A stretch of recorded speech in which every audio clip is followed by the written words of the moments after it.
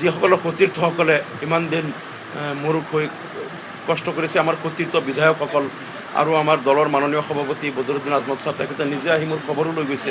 গতিকে তেওঁলোকে যিটো চেষ্টা কৰিছে, আৰু বিশেষকৈ ইয়াতো আছে আমাৰ কেন্দ্ৰীয় কমিটিৰ সাধাৰণ সম্পাদক চম্পকলিতা ডাঙৰীয়া, আমাৰ জিলা কমিটিৰ সভাপতি মতিউৰ ৰহমান চাহাব, জিলা যুৱ মৰ্চাৰ সভাপতি হবিবুৰ ৰহমান চাহাব, বা আমাৰ যুৱ মৰ্চাৰ অন্যান্য কৰ্মকৰ্তাসকল, জিলা কমিটিৰ অন্যান্য নেতৃবৃন্দ, আৰু আমাৰ সতীৰ্থ বিধায়কসকল, বিশেষকৈ যুৱ মৰ্চাৰ কেন্দ্ৰীয় সভাপতি আৰু সাধাৰণ সম্পাদক, তেওঁলোকে যিটো চেষ্টা কৰিছে বা ইমান দিন সত্যৰ কাৰণে যিটো ফাইট কৰিছে, মোক ন্যায় দিয়াৰ কাৰণে মই সকলোৰে প্ৰতি কৃতজ্ঞতা জ্ঞাপন কৰিছোঁ।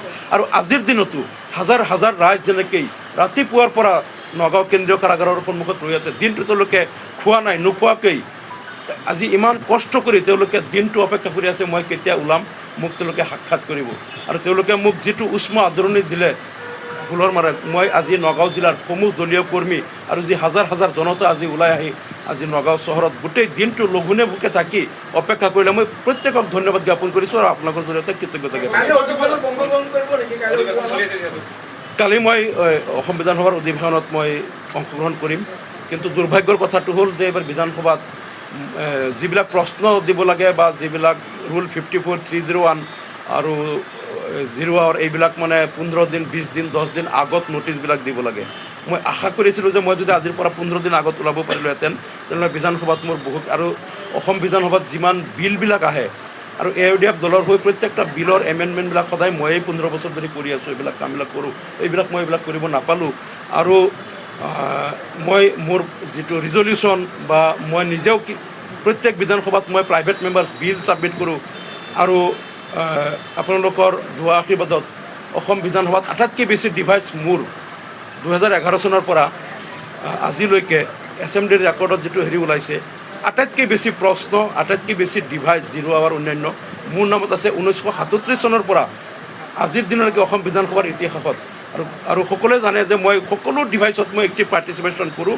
আৰু এইবাৰ চৰকাৰে ষড়যন্ত্ৰমূলকভাৱে মোক বঞ্চিত কৰিলে। মোক বঞ্চিত কৰাই নহয়, মোৰ সমষ্টিবাসীক বহুত ক্ষতি হ'ল। এই 6-7 মাহত অসমবাসীৰ বহুত ক্ষতি হ'ল, কাৰণ সমষ্টিৰ উন্নতিৰ কাৰণে মই যিবিলাক প্ৰশ্ন কৰিলোহেঁতেন, সমগ্ৰ অসমবাসীৰ কাৰণে যিবিলাক মই দাবী উত্থাপন কৰিলোহেঁতেন, সেইবিলাকৰ পৰা অসমবাসী বঞ্চিত হৈছে। এই 6 মাহ যে গ'ল, 7 মাহ ধিং সমষ্টিবাসী, আজি চৰকাৰে মোক ইয়াত ডিটেইন কৰি ৰাখি দিলে। মই অকলে মই চাফাৰ কৰিলোঁ এইটো নহয়, ধিং সমষ্টিত এনেকুৱা হৈছে, ইমান গৰমত বহুত মানুহৰ আজি ট্ৰেন্সফৰ্মাৰ এটা যদি তাত হৈছে, এক্সষ্ট হৈছে, এই ট্ৰেন্সফৰ্মাৰটো MLA লিখি দিব লাগে, তেওঁলোকে নাপালে, গৰমত কষ্ট কৰিলে, বহুত ডেভেলপমেণ্টৰ কামৰ ক্ষতি হ'ল। আৰু এই হিমন্ত বিশ্ব শৰ্মাই এইবিলাক জানি শুনিও যে এজন MLAক এনেকৈ বন্দী কৰি ৰাখিলে লাখ লাখ সমষ্টিবাসীৰো ক্ষতি হয়, জানি শুনিও তেওঁ একমাত্ৰ এইটো কাৰণে কৰিলে যাতে মোৰ মুখ বন্ধ থাকে আৰু তেওঁলোকে যাতে সাম্প্ৰদায়িক ৰাজনীতিটো অনায়াসে কৰিব পাৰে। কাৰণ মুখ্যমন্ত্ৰী হিমন্ত বিশ্ব শৰ্মাই যিমান ভোট পাই আজি অসম বিধানসভাত বিধায়ক হৈ আছে, তাতকৈ বহুত বেছি ভোট পাই মই বিধায়ক হৈ আছোঁ। তেওঁ হয়তো আজি তেওঁলোকৰ দলৰ মেজৰিটিৰ কাৰণে মুখ্যমন্ত্ৰী হৈ গ'ল। ৰাইজে হিমন্ত বিশ্ব শৰ্মাকো বিধায়ক বনাইছিল, মোকো বিধায়ক বনাইছিল। তেওঁলোকৰ দলৰ মেজৰিটি আছে, মুখ্যমন্ত্ৰী হৈ গ'ল। আমাৰ মেজৰিটি থাকিলে আমিও চৰকাৰ কৰিলোঁ হয়, কিন্তু মুখ্যমন্ত্ৰী হিমন্ত বিশ্ব শৰ্মাতকৈ বহুত বেছি ভোট পাই মই নিৰ্বাচিত হৈছিলোঁ। তাৰপিছতো এই জনমতক, আমাৰ সমষ্টিবাসীৰ এই জনমতক তেওঁ বৃদ্ধাংগুষ্ঠ দেখুৱাই মোক ডিটেইন কৰি তেওঁ দেখুৱাই দিলে যে মই অসমৰ ডন হয়, মই অসমৰ মুখ্যমন্ত্ৰী নহয়, মই ৰজা, মই যি ইচ্ছা তাকেই কৰিব পাৰোঁ, নিৰ্দোষী মানুহ এজনক ডিটেইন কৰি থৈ দিব পাৰোঁ, কোনেও মোৰ একোডাল কৰিব নোৱাৰে। মানে তেওঁ এইটো বুজাই দি হৈছে মই অসমৰ ডন হয়, মুখ্যমন্ত্ৰী নহয়, ডন, মই ৰজা হয়। গতিকে এই কথাবিলাক মই অসমবাসীৰ আদালতত বিচাৰ দিলোঁ। অসমবাসী ৰাইজে নিশ্চয় 2026-ত তাৰ যোগ্য প্ৰত্যুত্তৰ দিব। প্ৰচাৰ কৰিছে, মইতো জেলৰ ভিতৰত আছোঁ, চব খবৰ নাজানো, কিন্তু তাতো কিছুমান মানুহ যায় বিভিন্ন ঠাইৰ পৰা। তাত কেইজনমান মানুহে মোক কৈছে কংগ্ৰেছীবিলাকে কৈ আছে, কৈছে আমাৰ MLA কৈ আছে, কৈছে তেওঁই বোলে হিমন্তৰ লগত মিলি অলপ টকা পইচা খৰচ কৰি আপোনাক ভিতৰত ৰাখিছে যাতে আপুনি নিৰ্বাচন কৰিব নোৱাৰে, হেৰি কৰিব। এইটো কংগ্ৰেছীবিলাকে বোলে প্ৰচাৰ কৰি আছে।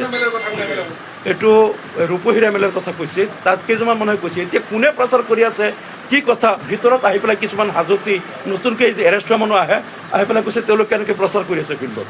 কোনে প্ৰচাৰ কৰিছে? কংগ্ৰেছী কৰ্মীবিলাকে। এতিয়া মই নাজানো, তেওঁলোকে জানে, তেওঁলোকক কি কাৰ লগত কি কৰিছে এইবিলাক মই আজি এইমাত্ৰ ওলাই আহিছোঁ, খবৰবিলাক ল'ব লাগিব। মই কিন্তু বাকী গম নাপাওঁ তেওঁলোকে এনেকুৱা এটা অপপ্ৰচাৰ কৰা বুলি মই ভিতৰৰ পৰা গম পাইছোঁ। আৰু তাৰপিছত আৰু এটা আটাইতকৈ ডাঙৰ কথাটো হ'ল মুখ্যমন্ত্ৰী হিমন্ত বিশ্ব শৰ্মাই 1 বছৰৰ কাৰণে মোক ডিটেইন কৰাৰ অৰ্থ আছিল যে মই অহা 14 মে' তাৰিখে মই ওলাম আৰু মই যাতে এইবাৰ বিধায়ক হ'ব নোৱাৰোঁ, এইটো বিজেপিৰ এটা মানে তেওঁলোকৰ পৰিকল্পনা আৰু বিজেপিৰ এটা প্ৰধান উদ্দেশ্য আছিল যে এই নিৰ্বাচনটো পাৰ হৈ যোৱাৰ পিছত যাতে মই ওলাওঁ, এইবাৰ নিৰ্বাচনত যাতে মই যাব নোৱাৰোঁ। কাৰণ মই অসম বিধানসভাত থাকিলে বিজেপি চৰকাৰৰ অলপ প্ৰব্লেম হয়। তেওঁলোকে বাজেটত যিবিলাক মানে ফুপুলা প্ৰতিশ্ৰুতি দিয়ে আৰু তেওঁলোক যিবিলাক নিৰ্বাচন কেন্দ্ৰিক হিতাধিকাৰী ৰাজনীতি কৰে, অসমৰ আন্তঃগাঁথনি উন্নয়নৰ খবৰ নাই, নিবনুৱা সমস্যা সমাধানৰ খবৰ নাই, অসমখনক আজি 1.5 লাখ কোটি টকাৰ ওপৰত ধাৰত পোত গৈছে। আজিৰ দিনত জন্ম হোৱা শিশুটোৱে 45,000 টকা মূৰত ধাৰ লৈ জন্ম হ'ব লাগিব।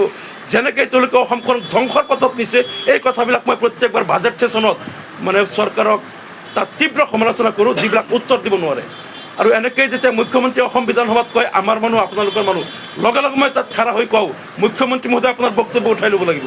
অধ্যক্ষ মহোদয়, মুখ্যমন্ত্ৰীয়ে অসমৰ মানুহক 2 ভাগ কৰিব নোৱাৰে, আমাৰ মানুহ তোমাৰ মানুহ বুলি তেওঁ বিভাজন কৰিব নোৱাৰে। মুখ্যমন্ত্ৰী সকলোৰে মুখ্যমন্ত্ৰী।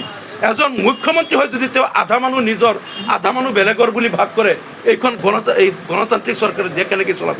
এনেকৈ যেতিয়াই তেওঁলোকে সাম্প্ৰদায়িক ৰাজনীতি অসম বিধানসভাত কৰে, মই লগে লগে তাত কাউণ্টাৰ দিওঁ। গতিকে তেওঁলোকে এটা পৰিকল্পনা কৰিছিল মই যাতে আৰু এবাৰ বিধায়ক হ'ব নোৱাৰোঁ, মই বিধায়ক হ'লে বিজেপিৰ বহুত প্ৰব্লেম হয়।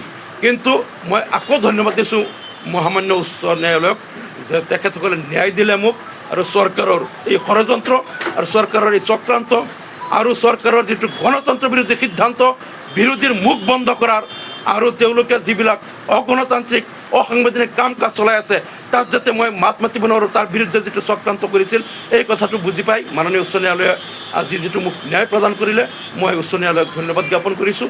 আৰু অসমবাসীৰ প্ৰতি মই তাৰ সুবিচাৰ কৰাৰ কাৰণে অসমবাসীৰ প্ৰতি মই আবদাৰ জনাইছোঁ যে এই চৰকাৰ যদি গণতন্ত্ৰপ্ৰেমী চৰকাৰ হ'লেহেঁতেন, ভয়াতুৰ চৰকাৰ নহ'লহেঁতেন, তেনেহ'লে মোক ভয় কৰি তেওঁলোকে এনেকৈ ডিটেইন কৰি নাৰাখিলেহেঁতেন। মোক ডিটেইন কৰাৰ কোনো কাৰণ নাই, একমাত্ৰ ভয়, যি সঁচা কথা কৈ দিয়ে। আমি যিবিলাক মানে হেৰি কৰোঁ, জনসাধাৰণক বিভ্ৰান্ত কৰিবলৈ যিবিলাক নেৰেটিভ আমি সৃষ্টি কৰোঁ বা কিছুমান মিথ্যাচাৰৰ আশ্ৰয় লওঁ, এই সঁচা কথাবিলাক মানুহক কৈ দিয়ে। এই যে ভয়, সততাৰ প্ৰতি ভয়, এই ভয়াতুৰ চৰকাৰৰ যিটো ষড়যন্ত্ৰ, এই ষড়যন্ত্ৰ এই ওফৰাই পেলাই আজি উচ্চ ন্যায়ালয়ে মোক ন্যায় প্ৰদান কৰিলে, মই আকৌ ধন্যবাদ দিওঁ।